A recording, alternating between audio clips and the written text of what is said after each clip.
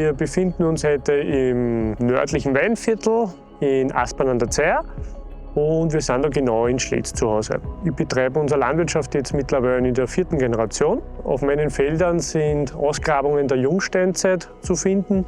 Was Archäologinnen und Archäologen auf Daniels Feld gefunden haben, war eine grausige Sensation, die es Expertinnen und Experten aber ermöglicht, ein Bild vom Ende der linearbandkeramischen Kultur vor rund 7000 Jahren zu zeichnen.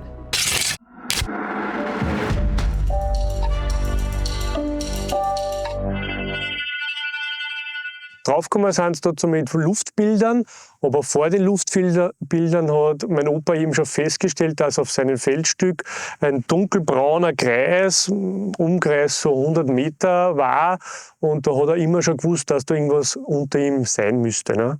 Also ich persönlich habe immer vom Berg vis-à-vis gesehen, da ist ein dunkler Kreis, über das ganze Feld, über die ganze Ritt dort ist ein dunkler Kreis. Das ist alles lös und warum ist der Dunkelkreis dort? Das muss ja was anderes sein. Da war kein Tegel oder was, das war lös, also praktisch Flugerde.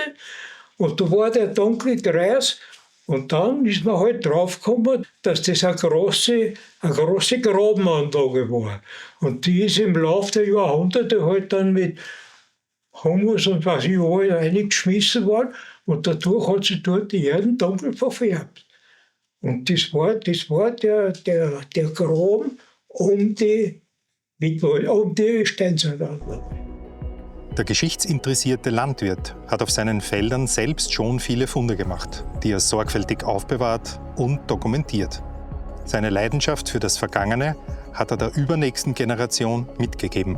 Wenn man im Frühjahr Felder kontrolliert und schaut, ob die Weizenbestände schön sind, blickt auch immer ein Auge auf den Ackerboden, ob nicht irgendwo die Sonne was zum Glitzern bringt, aber irgendwo eine Scherbe hervorblitzt. Das kann man nicht anstreiten, das ist sicher in einem verankert. Wir haben dazu mal zusammen, die ganze Großfamilie, Kartoffeln zusammengeklaubt und irgendwann haben wir geglaubt, das ist auch eine Kartoffel, aber es hat sich herausgestellt, dass eben eine Hacke war, sogar mit Loch für den Holzschaft und wirklich gespitzt. Also das sind dann schon Funde, die man nicht alltäglich sind. Obwohl die Fundstelle schon Ende des 19. Jahrhunderts bekannt war, lag sie lange im Dornröschenschlaf. Wirklich bekannt wurde das Ganze dann durch das Aufkommen der Luftbildarchäologie, als in den 70er Jahren zum ersten Mal diese Grabenanlagen entdeckt wurden in den Luftbildern, woraufhin dann etwas später beschlossen wurde, einmal eine Feststellungsgrabung zu machen. Was ist das überhaupt? Was sind es für Gräben und wie datieren die? Damals habe ich mehrere Felder nebeneinander gehabt dort. War immer ein kleiner Strafen dazwischen, aber ich habe 2 große Felder gehabt. Und in den 90er Jahren ist dann ins Graben angefangen worden. Und dann ist ca. 20 Jahre auf meine Felder gegraben worden. Ich war dazu mal vielleicht so ein kleiner Bub, so 10 Jahre alt. Und da sind natürlich die Schuhproppen angerollt, haben dann einmal den Humus weggeschoben. Und dann sind die Archäologen gekommen und haben angefangen zum Graben. Bald wurde klar, dass es sich bei der Fundstelle um eine Siedlung aus der linearbandkeramischen Kultur von vor 7400 Jahren handelte. Originalaufnahmen der Grabung in den 1990er Jahren haben wir Daniels Opa zu verdanken, der als passionierter Hobbyfilmer mit seiner Kamera dabei war, als die erste sensationelle Entdeckung gemacht wurde. Da haben sie gegraben, haben sie immer tiefer gegraben, da waren die Wände, sind runtergestochen worden, da haben Knochen und Steine rausgeschaut, die haben es drin lassen, wie die Zisterne dann im Laufe der Zeit verfüllt worden ist. Sind halt alles reingehauen worden, beinahe. Und unten am Boden von der Zisterne, die war ziemlich tief, ich weiß nicht mehr hoch, 7, 8 Meter tief. Und unten war dann ein Brunnenstuben ausgelegt. Da hat man gesehen, da war das Schwarz, wo der Humus von dem Holz, was von der Brunnenstuben überblieben ist. Dieser Brunnenfund und ähnliche im Verbreitungsgebiet der linearbandkeramischen Kultur geben den Forscherinnen und Forschern einen Einblick in die damaligen Holzbearbeitungstechniken. Eine Nachbildung des Brunnens aus Schletz kann man heute im Mammuts Schloss Aspern an der Zeier bestaunen. Da haben wir halt festgestellt, dass wirklich viel gefunden wird und auch sehr viele Leichen und Brunnen und Gräber gefunden worden sind. Und da ist uns halt richtig bewusst worden, da muss mehr im Spiel gewesen sein, da muss wirklich was Großes passiert sein. Ja. Und tatsächlich, die Gräben, die als Spuren am Boden im Luftbild sichtbar waren, sind nicht von Beginn an Teil der Siedlung gewesen. Ihren Zweck konnten sie, wie sich letztlich herausstellte, jedoch nicht erfüllen. Gegen Ende der Siedlung wurden dann große, tiefe Gräben ausgehoben, wahrscheinlich zur Verteidigung. Und in diesen Gräben wurden erschlagene Individuen gefunden. Die wurden damals während den Ausgrabungen entdeckt und ausgegraben. Und das war das erste bekannte Massaker der Menschheitsgeschichte. Wir arbeiten jetzt seit 3 Jahren in einem von der Gesellschaft für Forschungsförderung Niederösterreich finanzierten Projekt, United by Crisis oder durch die Krise vereint, wo wir 2 Forschungsschwerpunkte haben. Einmal geht es dabei um die Herkunft der in Schletz verstorbenen Personen und das andere, etwas mehr über das Umfeld dieser Siedlung zu erfahren. Es ist ja so, von Aspern-Schletz wird immer als Zentralort gesprochen. Nur der Zentralort von was denn? Eine kleine Bitte in eigener Sache. Nutzt den Hype-Button. Mit 1, 2 oder 3 Klicks helft ihr uns, mehr Menschen auf YouTube mit unseren Dokus zu erreichen. Die Siedlung war eine Art Hauptstadt für die in der Gegend verstreuten Weiler und Einzelgehöfte. Julia Lengauer verwendet für den Einflussbereich dieses Zentralortes die Bezeichnung Siedlungskammer Oberes Zayertal. Siedlungskammer ist ein Begriff, der ein bisschen definiert die Zusammengehörigkeit mehrerer Siedlungen. Heutzutage würde man vielleicht sagen, eine Gemeinde oder ein Landkreis oder sowas. Das sind jetzt alle bandkeramischen Siedlungen, die sich sozusagen um den Zentralort Aspern-Schletz gebildet haben und von diesem in irgendeiner Weise abhängig waren oder mit dem interagiert haben. Die Größe dieser Siedlungskammer hier wird auch dadurch begrenzt, wie weit die Menschen an einem Tag gehen konnten. Wir befinden uns ja in einer Zeit, wo es noch keine Reittiere gab, keine Wägen, keine Karren. Das heißt, die Menschen sind alles zu Fuß gegangen. Um überhaupt eine sinnvolle Kommunikation innerhalb einer Siedlungskammer aufrechtzuerhalten, kann man davon ausgehen, dass es wahrscheinlich sich um einen Tagesmarschabstand gehandelt hat. Linearbandkeramische Siedlungen, auch diese Siedlung hier, kann man sich so vorstellen, dass damals diese sogenannten Langhäuser gebaut wurden. Sehr große, lang, schmale Häuser, die zwischen 30 und 40 Meter lang waren und um die 10 Meter breit. Oftmals umgeben von Gruben, die als Wirtschaftsgruben, Abfallsgruben und Ähnlichem genutzt werden. Und auch mit kleinen Gärten sozusagen um die Häuser herum. Wir haben hier die erste Gesellschaft in Mitteleuropa, die vordringlich von Ackerbau und Viehzucht gelebt hat. Das heißt Sesshaftigkeit, sie haben Keramik hergestellt und sich vor allem von dem ernährt, was sie angebaut haben, also sehr pflanzlich, aber eben auch schon ihre Tiere hatten, wie Kühe, Schweine und andere. Also als Landwirt würde ich sagen, ist es recht lustig, dass die ersten Landwirte vielleicht vor Europa hier angefangen haben und wir das 7000 Jahre noch immer, vielleicht nicht in dieser Weise, aber noch immer bewirtschaften und noch immer Lebensmittel produzieren für den Erhalt der Menschheit.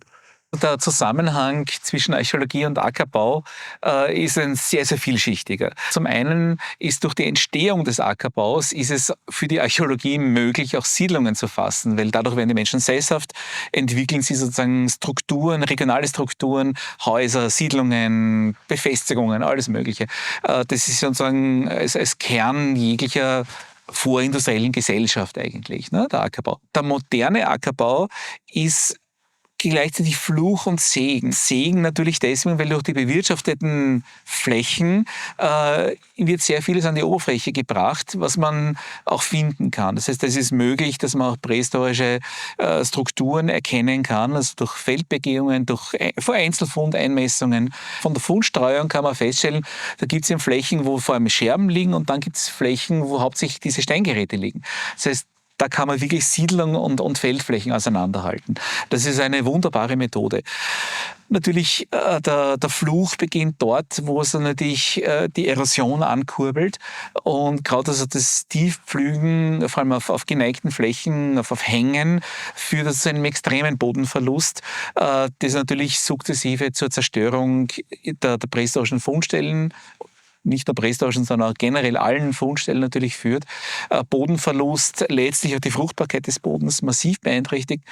Und wenn wir schon die Fruchtbarkeit sozusagen ansprechen, ist natürlich auch der Kunstdünger ein massives Problem, weil es den Chemismus des Bodens so verändert, dass das wie mittlerweile in der Archäologie ganz markant an der Erhaltungsqualität von Fundstücken erkennen können, dass sich das in den letzten Jahrzehnten massiv verschlechtert hat. Die Fundarten oder die Größen haben sich in letzter Zeit schon verändert. Natürlich durch das, dass man früher mit der Hand sehr viel gearbeitet hat, war man im Boden natürlich näher. Und mit den großen Maschinen ist man wesentlich schneller, kürzer auf den Feldern. Aber auch durch Erosion, mehr begrünte Flächen, durch das sieht man den Boden nicht so stark. Oder auch die Ausgrabung natürlich durch die Rückführung des Fläche ist natürlich dann auch die Erde wieder zurückgeschoben worden und alles verändert worden und somit findet man auch schwerer Sachen. Ne? Im Rahmen des Projektes United by Crisis verfasst Julia Lengauer ihre Doktorarbeit. Das Projekt beschäftigt sich mit der Erforschung der Siedlungskammer Oberes Zeiertal. Um die weit verstreuten materiellen Spuren der linearbandkeramischen Kultur zu finden, hatte sie Hilfe von tatkräftigen Laien, den sogenannten Citizen Scientists. Wichtig für dieses Projekt war auch, nennen wir es mal, wissenschaftliche Laien zu involvieren, für Archäologie zu begeistern, für die Arbeit mit Wissenschaft sie einzubeziehen. Und für so Feldbegehungen, das ist eine sehr langwierige, langfristige Arbeit. Man geht über die Felder und sammelt Funde auf. Da waren die Citizen Scientists einfach super. Die sind mit mir über die Felder gegangen, haben Funde eingesammelt. Wir haben die dann auch gemeinsam später bearbeitet im Labor, datiert, zugeordnet und können jetzt in unserer gemeinsamen Arbeit, vor allem durch diese vielen Freiwilligen, die mir geholfen haben, ein sehr schönes und dichtes Bild der linearbandkeramischen Landschaft von vor 7000 Jahren zeichnen. Mit ziemlicher Sicherheit hat die Siedlung 400 Jahre Bestand gehabt. Sie wurde während der Altbandkeramik gegründet. Also als die ersten Linearbandkeramiker in diesen Raum gekommen sind, ist die schon gegründet worden und hat bis zum Ende der Bandkeramik Bestand gehabt. Und was wir nachweisen können anhand der Funde, ist wirklich Handel über sehr weite Strecken. Da wurden zum Beispiel spezielle Gesteine zur Werkzeugherstellung verhandelt. Fällt mir jetzt ein, der Obsidian, der aus dem Bückgebirge kommt und über 400 bis 500 Kilometer hierher transportiert wurde. Aber auch Schmuckstücke aus den sogenannten Spondylusmuscheln. Das ist die Stachelauster. Die findet sich hier lokal natürlich nicht. Und die wurde entweder aus dem Mittelmeer oder dem Schwarzen Meer bis hierher verhandelt, um dann Schmuck draus herzustellen. Weiters finden wir auch Keramik von anderen Gruppen der Bandkeramik, die entweder als Transportbehälter für das eigentliche Handelsgut oder als die Handelsware hier in die Siedlungen eingetragen wurde. Die Keramik kann man sehr schön unterscheiden, weil nämlich die unterschiedlichen Gruppen gegen Ende der Bandkeramik eine unterschiedliche Verzierung ihrer Keramik genutzt haben. Schön, dass ihr wieder dabei seid. Wenn euch unsere Fundstelle-Dokus gefallen, hinterlasst uns ein Like, vor allem ein Abo und klickt die Glocke, damit ihr nicht verpasst, wenn die nächste Folge erscheint. Da wir all unsere Dokus aus eigener Tasche finanzieren, zählt jeder Euro. Mit einer Kanalmitgliedschaft könnt ihr uns direkt unterstützen, auch in Zukunft neue Episoden zu produzieren. Der Zentralort und seine Siedlungskammer waren Teil einer Kultur, die sich vor 7400 Jahren von der Ukraine bis ins Pariser Becken erstreckte. Das Klima war günstig. Man hatte Kontakte mit benachbarten Gruppen, handelte über weite Strecken und die Bevölkerungszahl stieg an. Was geschah also am Ende dieser scheinbar florierenden Epoche, das die Menschen dazu veranlasste, plötzlich Verteidigungsgräben anzulegen? Und zwar nicht nur in Schletz. Und warum kann auch die Keramik Indizien für die Beantwortung dieser Frage liefern? Gerade bei der Bandkeramik und dem darauffolgenden Mittelneolithikum haben Menschen sicherlich zumindest einen Teil ihrer Identität in dieser Keramik sozusagen verschriftlicht. Wenn wir jetzt diese Motive nehmen und einfach quantifizieren, das heißt zählen und schauen, in welchen Zeitabschnitten mehr oder weniger Motive da sind oder die Motive diverser werden, dann können wir diese Langfristdynamiken feststellen, Veränderungen im Laufe der Zeit. Am Anfang ist es so, dass die Motivik relativ einheitlich ist. Das heißt, mehr oder weniger die ganze Gruppe haben sehr ähnliche Motive gemacht. Im Laufe der Zeit, auch ein bisschen parallel zur Bevölkerungszunahme, sehen wir aber, dass diese Motivik diverser wird. Unsere Interpretation ist, je diverser die Motive werden, die soziale Identität widerspiegeln, desto diverser sind auch die sozialen Identitäten dahinter. Plump gesagt wäre das so, nicht? Wir haben eine Gruppe, die langsam an Zahl zunimmt und immer mehr Untergruppen, mit denen sich die Leute identifizieren. Fußballverein, politischer Verein und so weiter und so fort. Das heißt, die Gesellschaft, die früher recht einheitlich war, mit einheitlichen Ideen, einer einheitlichen religiösen Welt, einheitlichen Gesellschaftskonzept, geht langsam auseinander und wird immer diverser. Das ist eigentlich ein natürlicher Prozess, wenn menschliche Gesellschaften in günstiger Umgebung leben, in denen auch die Bevölkerung zunimmt. Und dieses Auseinanderdriften letztlich von Gesellschaften erreicht einen Kipppunkt, dann setzt nicht nur eine Polarisierung ein, sondern diese Gruppen beginnen gegeneinander anzutreten, nicht? Und sich gegeneinander zu bekämpfen. Deshalb ist das Ende der Bandkeramik, wo früher immer gesagt worden ist, ja, da sind andere gekommen, nicht? Oder so.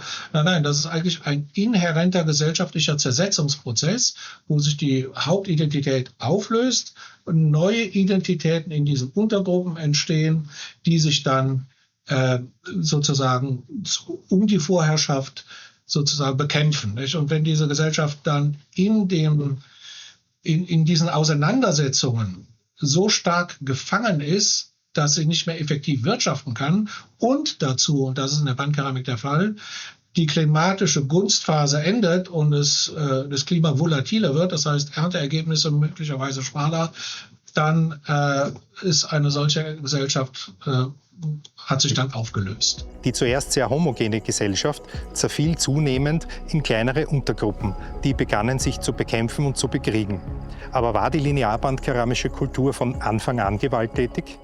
Innerhalb der Linienbandkeramik gibt es eigentlich immer Hinweise darauf, dass Gewalt ausgeübt worden ist. Also wir haben einen dünnen Schleier von Gewaltindikatoren. Wir haben aber auch Phasen, gerade in der Zeit, wo die Bevölkerung zunimmt, in der wir eine andere Qualität von Gewalt sehen, nicht? Wo wirklich Massengräber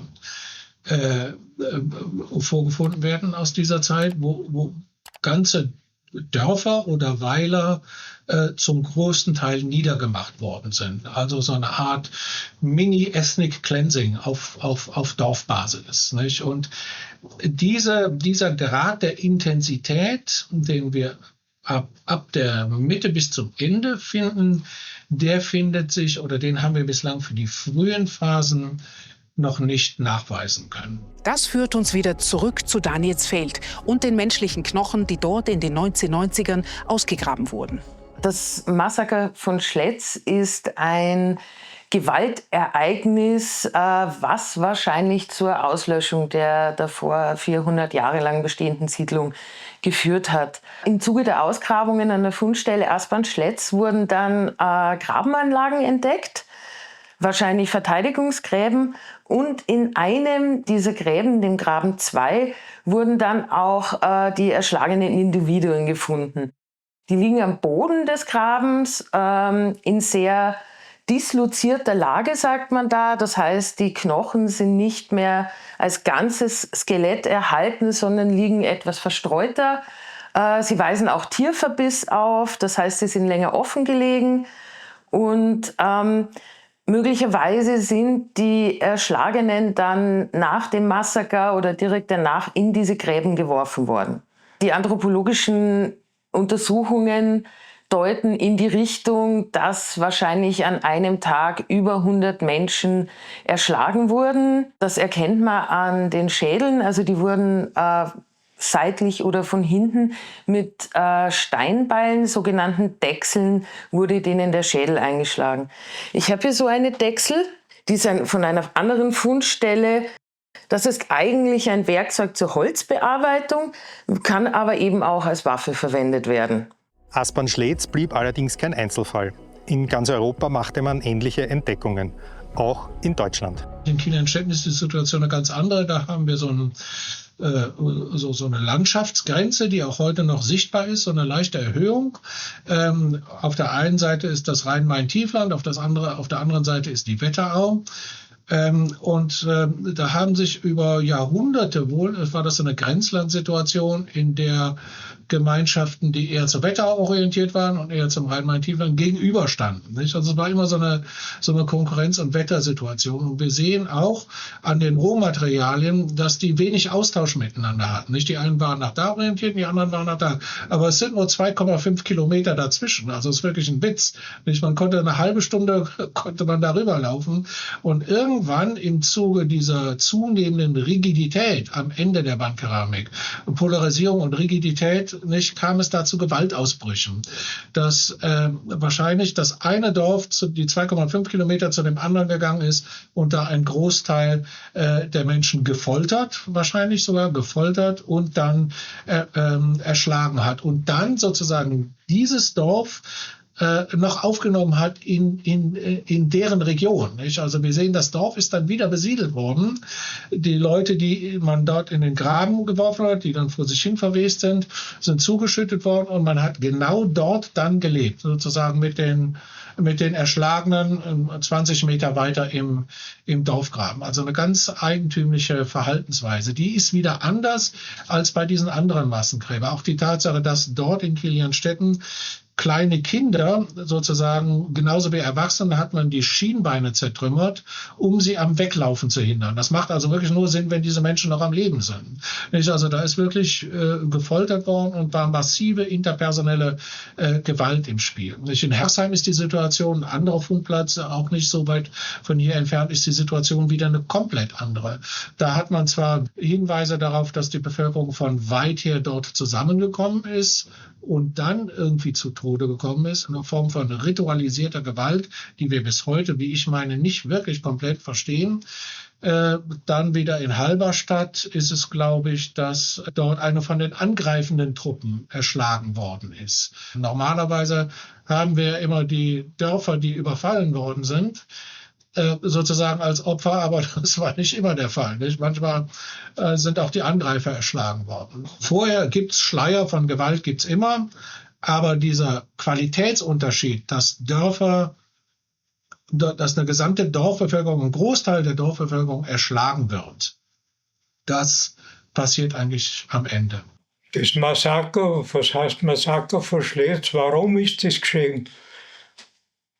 Entweder waren sie Inzucht und haben Frauen gesucht, Junge, weil in den Skelette keine Frauenskelette dabei waren, was ich weiß.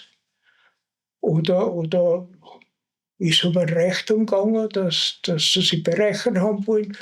Aber jedenfalls muss ein gescheites Massaker gewesen sein, was die Knochen ausgegraben haben. Ich weiß nicht mehr genau, wie viel, da waren 100 Skelette oder mehr, sind in den Graben verschwurt gewesen. Man sieht an der Linienbandkeramik, dass Kulturen gerade in Gunsträumen und Gunstzeiten sehr effektiv wirtschaften können.